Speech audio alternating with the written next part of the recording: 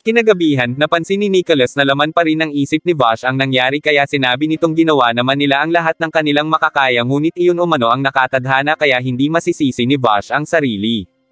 Pero para kay Vash, hindi madaling tanggapin na marami ang nasawi dahil iniisip nitong lahat ng napapalapit sa kanya ay namamatay. Ngunit sinabi ni Nicholas na kailangan pa rin nilang magpatuloy at hindi sila maaaring huminto. Kinaumagahan, habang masayang nag-uusap sina Nicholas at Millie ay napansin ni Meryl na tahimik lang si Vash kaya sinubukan niya itong kausapin pero nahiya na siya. Nakarating na sila sa isang bayan, ngunit nang tanungin nila ang mga taga doon kung maaari silang makituloy ay sinabi ng mga ito na kailangan nilang magbayad ng 30,000. Dahil wala sila ng ganong halaga ay sinubukang makiusap ni Nicholas pero sinabi ni Vash na hayaan na ang mga iyon at umalis na sila. Habang naglalakad si Vash ay nakita nito ang isang bata pero dahil sa takot nito ay agad na tumakbo ang bata at natisod ito. Tinulungan ni Vash na makatayo ang bata at matapos makapagpasalamat ay tumakbo na palayo kaya naisip ng mga ito na sundan iyon. Kinatok nila ang isang bahay ngunit nang buksan iyon ng mga bata ay pinagbabato sila ng mga ito para paalisin kaya naisip ni Nicholas na ibigay ang mga dala nilang pagkain sa mga iyon. Doon nila nakapalagayan ng loob ang mga bata at nalamang mga ulila na ang mga ito na galing sa iba't ibang lugar. Nagpasalamat ang isang bata sa mga pagkain ibinigay nila dahil problema umano ng mga ito ang pagkain araw-araw. Dagdag pa ng bata na hindi sila pinapapasok sa bayan dahil natatakot ang mga iyon sa hindi nila malamang dahilan. Halos lahat ng bayan sa rehiyong iyon ay abandonado na maliban sa bayan ng Kibas. Naalala ng bata ang nangyari sa kanilang bayan noon na siyang naging dahilan ng pagkaabandonado, dahil walang ano-ano ay bigla na lang naglakad paalis ang mga nakatatanda sa bayan nila kabilang ang mga magulang niya na parang may kumokontrol sa mga ito. Tinanong ni Vash kung may nakita ang bata na hindi taga doon sa bayan nila pero sinabi nitong wala, ngunit nakarinig umano ito ng tinig kaya inisip ni Vash na iyon na yon. Dahil walang matandang kasama ay tinuruan ni Meryl ang mga bata ng tamang paggagayat at pagluluto bagay na ikinatuwa ni Vash. Maya-maya pa ay masaya silang nagsalo-salo at nang makatulog na ang mga ito ay kinumutan sila ni Meryl. Inisip ni Vash na kung hindi pa sila kikilos ay baka may gawin na naman ang mga ito pero hindi rin naman nila pwedeng iwan ang mga bata. Samantala, sa bayan ng Kibas ay isang lalaki ang nakapasok at pinaputukan ang bantay kaya narinig iyon ng ibang residente. Kinabukasan habang natutulog pa ay biglang may nagpaulan ng bala sa tirahan ng mga bata. Isang grupo ng mga lalaking taga-bayan ang pilit na nagpalabas sa mga ito kaya tinanong ni Nicholas si Vash kung ano ang plano. Inisip ni Vash na daanan sa mahinahong usapan ang mga iyon kaya tumayo ito at lumabas ng nakataas ang mga kamay. Sinubukan niyang kausapin ang mga ito at sinabing wala silang ginagawang masama ngunit hindi nakinig ang mga iyon bagkus hinampas pa sila ng baril at pinagbibintangan sa pagkamatay ni Jeffrey. Nang tatapusin na sana ng mga taga-bayan ang dalawa ay biglang yuminig at doon lumabas ang mga animoy halimaw sa ilalim ng lupa. Ipinag-utos ni Vash kay Meryl na ialis na doon ang mga bata habang hinaharap nila ni Nicholas ang mga halimaw. Dahil sa dami ng mga iyon ay napatakbo ang dalawa at nagtago nang biglang makita nila na may mga higanting uod na rin sa loob ng bayan. Habang inililigtas ni na Meryl ang mga bata ay dumating doon sina Vash para unahing iligtas ang mga ito. Pinapunta ni Vash sa rooftop sina Meryl upang hindi sila maabot ng mga higanting uod ngunit tumakbo palayo ang isang bata kaya sinundan iyon ni Millie at Nicholas. Sa dami ng mga higanting uod ay naubusan na ng bala si Vash kaya agad na inilayo ni Meryl ang mga bata habang binubunot ni Vash ang isa pa niyang baril. Ngunit hindi ang higanting uod ang binaril nito kundi ang bagay na nasa tenga ng batang tinulungan niya kanina at doon tumigil sa pagkilos ang mga uod. Doon nila nalaman na ang batang iyon pala ay isa sa mga gung-ho guns na si Zazie. Pero dahil pinalakas umano ni Zazie ang loob ni Vash noong nakaraang gabi ay inisip ni Vash na napipilitan lang ito sa ginagawa nito. Tinutukan ni Zazie ng baril sina Meryl at Vash ngunit bigla itong binaril ni Nicholas bagay na ikinagulat ni Vash. Nagalit ito pero sinabi ni Nicholas na kung hindi niya iyon ginawa ay baka si Vash ang nakahandusay ngayon. Nagtalo ang dalawa pero nang maitulak si Vash ay natigilan na lang si Nicholas at saka umalis. Naalala ni Nicholas noong 7 taong gulang pa lang siya, iyon ang unang beses na nakahawak at nakagamit siya ng baril. Ayaw niyang lamaking tulad niya ang mga bata kaya nagtayo siya ng bahay ampunan. Masaya siya na nakakagawa siya ng mabuti sa iba, ngunit minsan naiisip niya na puno ng kasamaan ang mundo.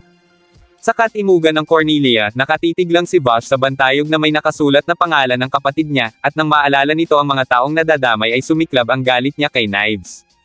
Samantala, habang inaayos ni Nicholas ang kanyang motorsiklo ay naramdaman niyang may taong paparating at pagtayo niya doon niya nakita si Chapel. Ipinaalala nito sa kanya na kailangan niya pa ring magtrabaho dahil mahalaga ang oras kaya patayin na umano niya si Vash pero giit ni Nicholas na hindi iyon ang ipinag-utos ni Knives. Sinabi ni Chapel na iba na ang utos kaya isinigurado ni Nicholas ang perang kapalit ng utos na iyon pati na rin ang kaligtasan ng mga bata sa ampunan. Naglakad palapit si Nicholas kay Vash pero nang tumingin ito sa kanya ay dumiretso na siya ng paglalakad. Inisip ni Nicholas na kung umarte si Vash ay parang ito ang kumitil sa buhay ng bata. Nang biglang dumating si Millie at inalok siya ng pagkain, tinanong niya ito kung anong masasabi ni Millie sa nangyari kanina pero sinabi nito na pareho lang silang may katwiran ni Vash. Nainis si Nicholas at napatanong kung bakit naniniwala pa rin si Vash na may kabutihan pang natitira sa batang iyon. Doon sinabi ni Millie na ganoon talaga si Vash dahil naniniwala iyon na hanggat may buhay ay may pag-asa. Naiyak na lang si Nicholas dahil hindi niya na alam ang gagawin niya kaya dinamayan siya ni Millie. Kinaumagahan ay humingi si Nicholas ng paumanhin kay Vash ngunit nang may sasabihin sana si Vash ay tinutukan niya ito ng baril at sinabing ituloy na lang nila ang laban sana nila noon sa sinalihan nilang tournament. Pumayag si Vash kapalit ng isang kondisyon na pagkatapos nyon ay titigil na si Nicholas sa pagkital ng buhay. Nang atakihin na ni Nicholas si Vash ay napatakbo sila papasok sa isang bar dahil sa pagdating ni Kane. Ipinaubaya niya kay Vash ang pagharap kay Kane at siya naman sa isa pang kasama nito. Nang makaalis si Vash ay lumitaw si Chapel at dahil hindi sumunod si Nicholas sa utos na tapusin si Vash ay naglaban silang dalawa. Patuloy na hinaharap ni Kane si Vash ngunit nalusutan siya nito kaya sa kanya bumalik ang tama ng kanyang baril at dahil nabigo ay mas pinili niya na tapusin ang sarili. Samantala, dahil napuruhan ni Nicholas si Chapel ay hindi na ito muling lumaban kaya umalis na si Nicholas. Ngunit nang naglalakad na siya patalikod ay itinutok muli ni Chapel ang baril kaya nagpalitan sila ng tama ng bala. Nang muli silang magkita ni Vash ay sinabi nito na muli na naman itong nabigo na makapagligtas ng buhay kaya sinabi ni Nicholas na talagang nagkakamali minsan ang mga tao kaya mag-ingat na lang ito sa susunod. Maya-maya pa ay sinabi nito kay Vash ang kinaroroonan ni Knives pero nang tanungin ito ni Vash kung paano iyon nalaman ay bakas na lang ng dugo ang nakita nito. Nakituloy si Nicholas sa simbahan at ikinumpisal ang kanyang mga nagawang kasalanan. Humingi rin si Nicholas ng tawad sa mahal niyang si Millie hanggang sa napaluhod na siya at inisip na kung mabubuhay siyang muli ay nais niyang mabuhay sa mundong tahimik at mapayapa at walang manggugulo sa kanila. Habang nakikiusap na mabigyan ng isa pang pagkakataon ay bumagsak na ang katawan ni Nicholas kaya naman, labis ang paghihinagpis ni Millie.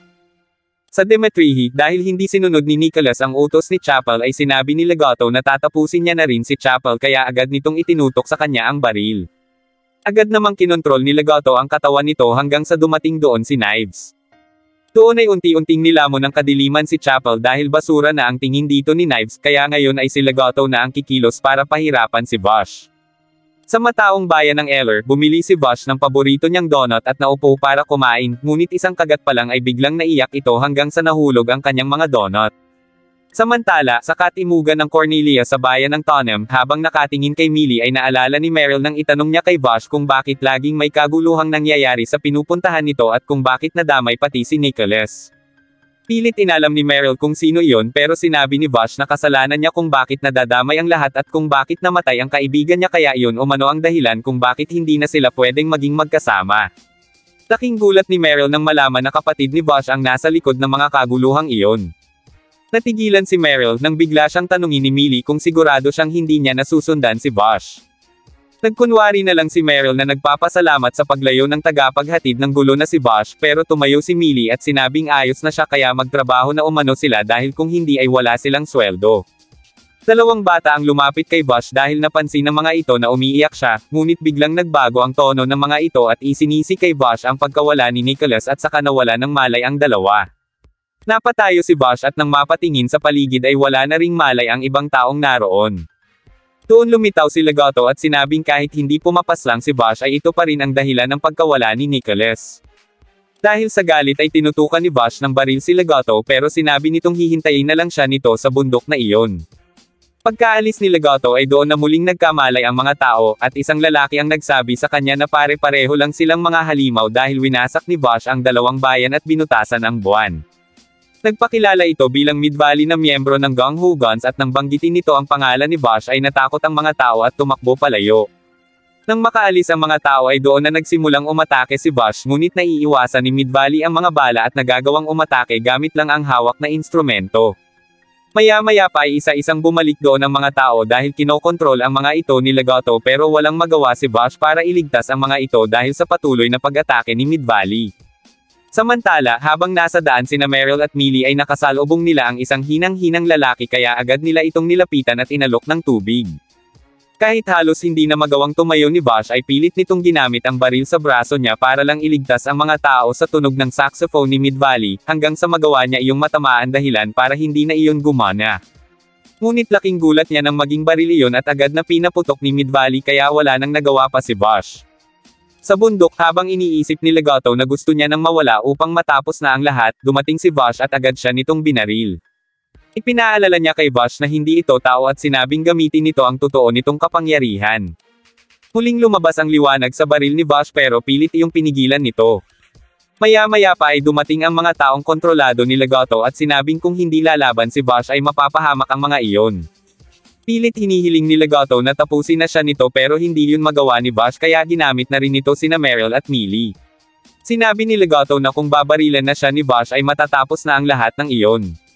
Sinubukan pa siyang galitan ni Legato sa pamamagitan ng pagbanggit na wala umanong kwenta ang mga itinuro ni Rem pero nanatiling nakatutok lang ang baril ni Vash. Makalipas ang ilang araw, nagising si Vash sa isang silid nang bigla niyang maalala ang mga nangyari. Inisip niya kung ano nga ba ang nagawa niya nang bigla niyang marinig ang boses ni Meryl. Pagkapasok ni Meryl sa silid ay natuwa ito dahil nagising na si Vash at habang naghahanda ng pagkain ay sinabi niya rito na nasa isang maliit na nayon sila malapit sa Eller. Mula nang makarating sila doon ay 10 magkakasunod na araw nakatulog si Vash kaya inalok niya ito ng makakain. Nang sasabihin sana ni Vash ang naaalala niya ay nagpalusot si Meryl na may gagawin pa kaya lumabas na ito sa silid. Habang naglalakad sa labas ay kinumusta sa kanya ng isang matanda ang kalagayan ni Vash nang biglang may lumabas na malaking bato sa balon. Si Millie lang pala iyon dahil sumasideline ito para may kitain silang pera na agad nitong ibinigay kay Meryl. Ipinamili nila iyon ng mga pagkain at habang naglalakad pa uwi ay nakita nila si Vash sa itaas ng bundok. Iniisip nito kung anong gagawin o sasabihin niya kapag nakita niya na si Knives dahil ngayong nakapatay na rin siya ay wala na umano silang pinagkaiba. Umiiyak na humingi ng tawad si Vash kay Rem dahil sa kasalanang nagawa nang biglang dumating doon sina Meryl at tinanong kung anong ginagawa niya doon. Tumayo si Vash ngunit napaluhod ito dahil sa panghihina at sinabing pupuntahan niya kung nasan man si Rem, ngunit pinayuhan siya ni Meryl na magpahinga muna at sa pagpupumilit ay nawalan ulit ito ng malay. Nagsisi si Meryl at sinabing dapat hindi na lang nila sinundan si Vash para hindi sana iyon nangyari pero para kay Millie ay wala umanong masamang ginawa si Meryl. Kinabukasan ay ginugol na lang ng dalawa ang kanilang oras sa mga gawain at hindi na nag-isip ng mga ganong bagay. Nang sumunod na araw ay napansin nila ang konting pagbabago kay Vash. Naiwan ito sa bahay nang may dumating na sasakyan sa harap ng kapitbahay nila at ibinalita ng lalaki ang tungkol sa nawawalang mga residente sa bayan. Nang mapatingin ay nagtaka ang lalaki kung sino si Vash dahil noon niya lang yun nakita, habang nanginginig naman sa takot ang driver ng truck nang makita si Vash sa side mirror kaya agad na nitong niyaya ang kasama niya. Nang makalayo ng konti ay doon nito sinabing si Vash the Stampede ang lalaki sa kabilang bahay bagay na ikinagulat ng kasama niya. Nang sumunod na araw, masayang pumasok sa trabaho si Meryl ngunit pinaligiran sila ni Millie ng mga taga-bayan dahil sa pagdadala umano nila kay Vash the Stampede sa bayan na iyon. Sinubukang magpaliwanag ni Meryl pero sinabi ng matanda na ayaw pa nilang mamatay kaya umalis na umano sila doon. Sa labas ng bar ay nakita ni Meryl na pinahirapan ng mga iyon si Vash dahil sa pagiging kriminal umano nito. Dahil hindi lumalaban ay inisip ng lalaki na baka hindi iyon si Vash pero inamin ni Vash na siya nga iyon kaya mas lalo pa siyang sinaktan ng mga tao. Pinigilan ni Meryl ang lalaking nagtutok ng baril kay Vash at sinabing nakikipaglaban si Vash para iligtas ang lahat pero hindi ito naniwala dahil isa umano sa pamilya nito ay namatay. Tumayo si Meryl at sinabing matagal na panahon niya nang nasubaybayan si Vash at totoong hindi nito maiwasan na hindi mapalaban pero ni minsan ay hindi ito pumaslang ng tao. Napatingin si Vash kay Meryl nang sabihin nitong walang sino man ang may karapatang kumitil ng buhay ng tao at nakita nito kay Meryl ang imahe ni Rem. Doon unti-unting napakalma ni Meryl ang lalaki, at muli na ring nabuhayan si Vash dahil naintindihan niya na may pag-asa pa basta alam ng tao kung paano tanggapin ang sariling pagkakamali. Tuwang-tuwa nitong niyakap si Meryl pero dahil naiilang ay kinutusan na siya nito. Kinabukasan ay bumalik na si Vash sa normal niyang buhay at nang paalis na ito ay ipinabao ni Millie ang naiwang armas ni Nicholas. Hindi na napigil ang maluha ni Meryl habang naglalakad palayo si Vash kaya sinabi ni Millie na umamin na ito oras na bumalik si Vash. Habang naglalakad si Vash ay sinabi nito na naiintindihan niya na ngayon ang bilin noon ni Rem at ipinangako na ililigtas niya si Knives. Habang naglalakad si Vash ay nagkita sila ni Knives at doon niya naalala ang mga nakaraan nilang magkapatid. 130 taon na ang nakalipas nang maging magkaaway sila dahil sinasabi ni Vash na kagagawan ni Knives ang pagkawala ni Rem at iba pa nilang kasamahan sa sasakyan. Sinubukan niya noong tapusin si Knives habang natutulog ito, ngunit naalala niya ang sinabi ni Rem na walang sino man ang may karapatang kumitil ng buhay kaya hindi niya yun ginawa. Makalipas ang ilang buwan na magkasama sila, ipinakita ni Knives sa kanya kung paano magkagulo ang mga tao, bagay na ayaw umano nito kaya binalak ni Knives na paslangin ang mga iyon. Lumipas pa ang 10 taon at muli nilang nakita ang sasakyang sinakyan nila noon. Pinasok yun ni Knives dahil may naiwan umano ito doon at kukuhanin lang nito. 1 taon ang lumipas bago muling nakabalik si Knives at doon nagsimulang makahawak ng baril si Vash.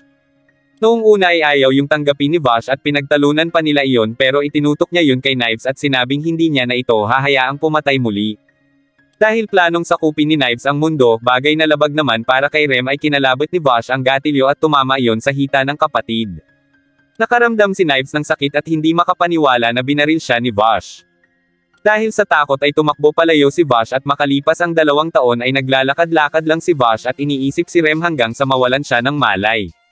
Nakita siya ng mga taong nakatira sa sirang sasakyan at makalipas ang 80 taon ay naghahanap pa rin siya ng impormasyon tungkol kay Rem. Nang makita ang tungkol sa nakaligtas na si Revenant na konektado kay Rem ay ibabalita sana yun ni Vash, ngunit si Knives ang bumati sa kanya sa silid na iyon at wala na ang pagsasabihan sana niya ng balita. Iyon ang unang beses na nagamit ni Vash ang totoo nitong kapangyarihan na itinutok niya kay Knives at siyang sumira sa bayan ng July. Dahil doon kaya ninais ni Knives na mapahirapan si Vash kaya nabuo ang Gang Hu Guns Group na isa-isang nakaharap ni Vash. Tumawa na lang si Knives at tinanong kung nagustuhan bang mamuhay ni Vash bilang tao. Ngumiti si Vash at sinabing nagustuhan naman niya habang binubunot ang baril at itinutok kay Knives. Doon nagsimulang magpalitan ng putok ang magkapatid. Kanya-kanyang paraan ang mga ito upang kalabanan ang isa't isa hanggang sa pareho nilang mabitawan ang kanilang baril at nagunahan kung sino ang unang makakalimot nito. Tinutukan nila ang isa't isa pero si Knives ang naunang magpaputok hanggang sa ilabas na ng dalawa ang tunay nilang kapangyarihan. Dahil naubusan na ng bala si Vash ay sinamantala ni Knives ang pagkakataon at pinaulanan ng bala si Vash. Pagkatapos ay itinutok nito kay Vash ang 2 baril kaya doon ginamit ni Vash ang baril ni Nicholas. Kahit nasa isip pa rin ni Vash na magkapatid pa rin sila ay hindi na siya nag-atubiling barilin ito, at sa huli ay tinapos niya na si Knives. Kasabay niyon ay ang pagbalik ng tubig sa balon ng bayan, bagay na ikinatuwa ng mga tao. Matagal na nakatitig si Vash sa kalangitan at maya-maya pa ay inalis na nito ang kanyang pulang kasuotan at saka binuhat ang kapatid, at doon sinabi niya kay Rem na patuloy pa rin siyang maniniwala sa mga salita nito at nangakong hindi malilimutan ang dalaga. Dito na nagtatapos ang season. Thank you for watching. Love and peace.